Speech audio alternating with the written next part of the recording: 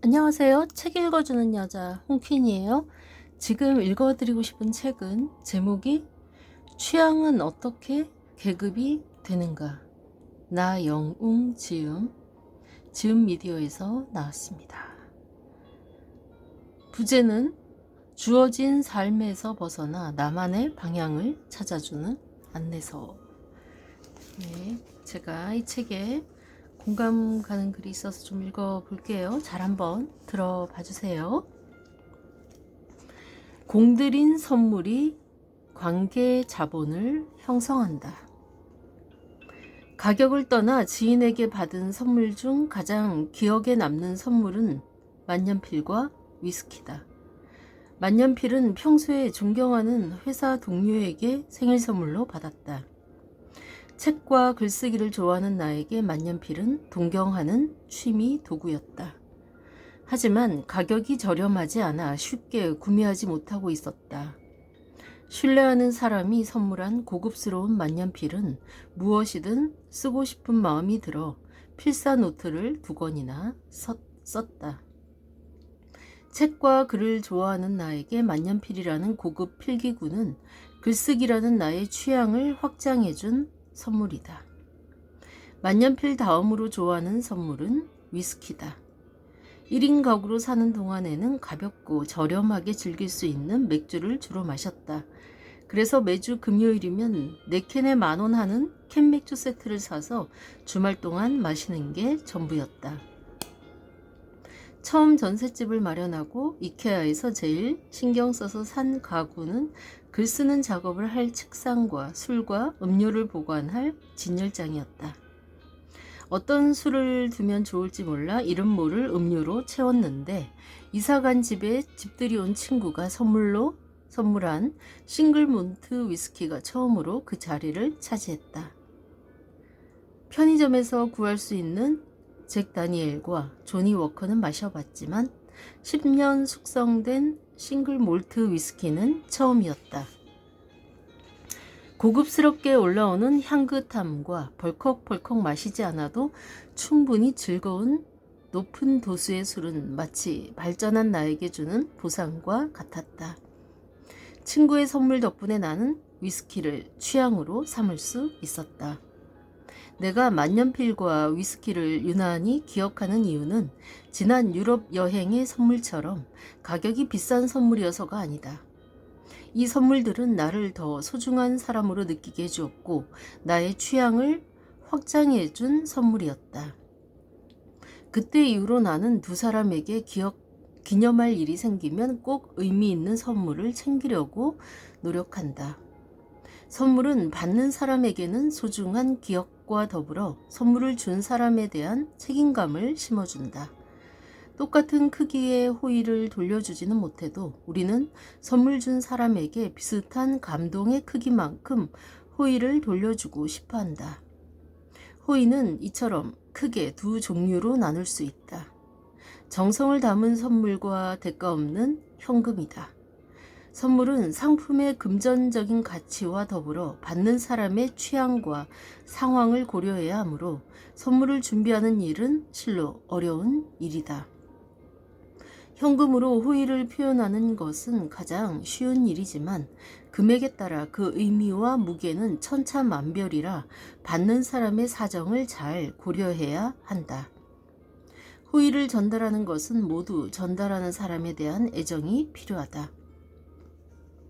선물과 현금은 호의가 전달되는 방식은 달라도 하나의 목적에 수렴한다. 선물을 받는 사람의 감동이다. 우리는 왜 감동을 주고 싶어 할까? 선물을 받는 사람과 좋은 관계를 유지하고 싶은 사람이기 때문이다. 그 사람이 날 기억하고 날 더 중요한 사람으로 받아들이길 바랄 때 우리는 호의를 전한다. 선물이라는 경제 자본이 나를 지배하는 과정.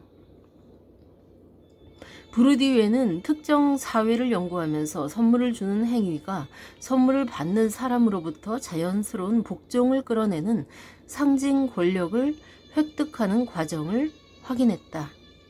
개인이 자신의 경제 자본을 감소시켜 자신이 원하는 사람과 관계를 돈독히 하는 과정은 경제 자본을 관계에 투자하여 사회 자본으로 전환시키는 것을 뜻한다.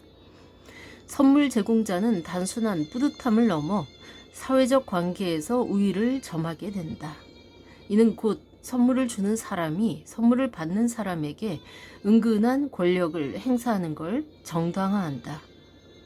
예전에 편의점에서 아르바이트를 했을 때 친절한 사장님을 만났다. 명절이 되면 편의점에서 파는 비싼 주스 세트를 주셨고 생일날에는 특별히 현금을 보너스로 챙겨주셨다. 사장님의 인간적인 호의가 좋아 나도 성실하게 일했다. 내가 일하던 곳은 24시간 운영하는 편의점이라 나를 포함한 3명의 아르바이트생이 교대 근무를 하고 있었다. 그런데 앞뒤 타임으로 갑자기 나오지 않거나 일을 그만두는 근무자가 자주 발생했다. 그런 날이면 사장님은 내게 연장 근무나 대타 근무를 부탁하는 경우가 많았다. 물론 해당 근무에 대해 정당한 비용을 받았지만 기존에 약속된 시간이 아니기 때문에 개인 일정을 계속 조정해야 했다. 문제는 이런 근무가 어쩌다 있는 일이 아니라 거의 모든 대타 근무를 부탁할 정도로 횟수가 빈번해졌다는 것이다. 하지만 그동안 받은 사장님의 호의가 떠올라 부탁을 차마 거절할 수 없었다. 나의 대타 근무는 결국 다른 일이 생겨 일을 그만둘 때까지 계속되었다. 편의점 사장님은 내게 편히 부탁해도 되는 관계를 형성했고 나는 더 이상 그의 호의가 미안해지지 않을 때까지 그의 부탁을 들어주게 되었다. 3천만 원의 호의와 3천만 원의 복종. 10만 원의 보너스는 대타 근무 몇 번이면 마음의 빚을 금방 갚을 수 있는 상환 가능한 호의다. 그런데 월급 200만 원을 받는 직장인이 누군가에게 3천만 원 상당의 스위스 명품 시계를 선물 받았다고 가정해보자. 중형차 한 대 값인 시계를 선물 받은 당사자는 1년치 연봉만큼의 부채의식이 생길 수밖에 없다. 이 부채의식은 일종의 지배, 종속, 자발적 복종을 불러일으킨다. 선물을 주는 사람이 300억대 자산가일 경우 3천만 원의 시계는 그의 자산에서 0.1%에 해당하는 금액이다. 선물을 주는 사람에게는 큰 부담이 되지 않는 가격인데 받는 사람 처지에서는 상환 불가할 정도의 큰 호의로 받아들이게 된다. 심지어 수혜자는 선물 제공자에게 일종의 카리스마를 느낀다. 이처럼 값비싼 선물은 커다란 상징 권력을 형성한다. 이와 같은 선물의 효과가 범죄로 악용되는 사례도 흔하다. 누군가에게 명품 선물을 과시하며 자신이 재력가라고 사칭하는 사기 범죄가 만연한 이유는 명품이 가지고 있는 신뢰 자본이 명품을 선물한 사람의 신뢰도 대신하기 때문이다. 그뿐 아니라 내게 명품을 제공한 사람은 이미 심리적으로 그 사람에게 종속되어 더 쉽게 믿을 수밖에 없다. 이는 어린아이에게 과자 등으로 호의를 사서 그루밍 범죄를 행하는 사람과 같다. 자신이 쉽게 가질 수 없는 것을 주는 사람에게 우리는 복종할 가능성이 높다.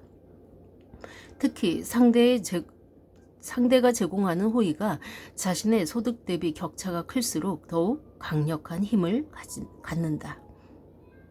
주는 사람을 위한 선물. 카카오톡 선물하기가 온라인 선물의 패러다임을 바꾸기 전까지 선물이란 대체로 오프라인으로 주고받는 것이었다. 카카오 선물하기는 고마움을 전하고 싶은 지인에게도 선물을 편리하게 보낼 방법을 제시해줬다. 카카오톡 선물하기의 가장 큰 장점은 선물 받는 사람이 받는 주소를 직접 입력할 수 있도록 하여 주소지를 묻는 수고를 덜었다. 주소를 물음으로 선물할 것을 예고하지 않고 마음을 전할 수 있게 된 것이다. 또한 선택한 상품 내에서 크기나 색상, 옵션을 받는 사람이 직접 변경할 수 있도록 여지를 주어 선물을 주는 사람과 받는 사람 모두의 선택권을 존중한 방식 덕분에 상호가 만족스럽게 선물을 주고받을 길이 열렸다. 여기에 더해 지인들의 생일을 매일 상위에 노출해 선물하고 싶은 욕구를 자극했다. 카카오톡 선물하기는 지난 7년간 누적 거래액이 15조 원에 달할 정도로 성공한 비즈니스가 되었다. 지금은 더 많겠죠. 책 나온 지가 조금 됐으니. 나 또한 서비스 초반에 선물하기를 통해 많은 선물을 보냈다. 처음에는 고마운 지인들에게만 보냈던 선물이 점차 언젠가 내게 도움이 되어줄 인맥의 기념일까지 챙기는 것으로 확장되었다. 이렇게 내가 보낸 선물의 80%는 내 생일에 다른 선물이 되어 돌아왔다. 그런데 점점 지인의 생일마다 챙기는 선물의 비용이 부담될 정도로 커졌다. 나의 잔고는 감소하는데 관계의 자본은 의미 있게 발전하지 못했고 내게 다시 돌아오는 80%의 선물은 필요가 없는 것들로 가득했다. 기쁜 마음에서 시작한 카카오톡 선물하기가 점차 두려워지기 시작했다. 더군다나 내게서 선물을 받은 어떤 지인은 부담이 될 수 있으니 축하 인사만 나누고 선물은 하지 않았으면 좋겠다고 의견을 받은 후 온라인 선물하기 기능은 조금 더 신중하게 사용하고 있다. 상대를 잘 살피지 않은 무미건조한 선물은 오직 주는 사람을 위한 선물이다. 주는 사람과 받는 사람 모두의 기쁨이 되는 선물. 선물은 주고받는 상호 호혜적인 과정을 통해 상대와 나를 연결하는 것과 동시에 관계의 자본을 형성하는 소중한 기회를 제공한다. 이처럼 선물은 관계를 형성하는 중요한 행위이기 때문에 나의 만족을 위해 선물을 고르기보다 받는 사람이 이 선물을 받을 때 어떤 영향을 받을지까지 같이 고려할 필요가 있다. 그런 고민을 한다면 적어도 서로에게 상처를 남기거나 권력 관계가 되는 선물은 방지할 수 있다.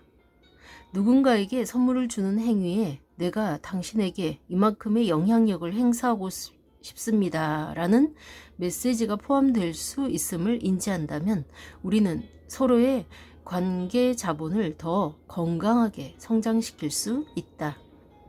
수많은 선물에 실패했지만 나는 여전히 주변에 선물하는 것을 좋아한다.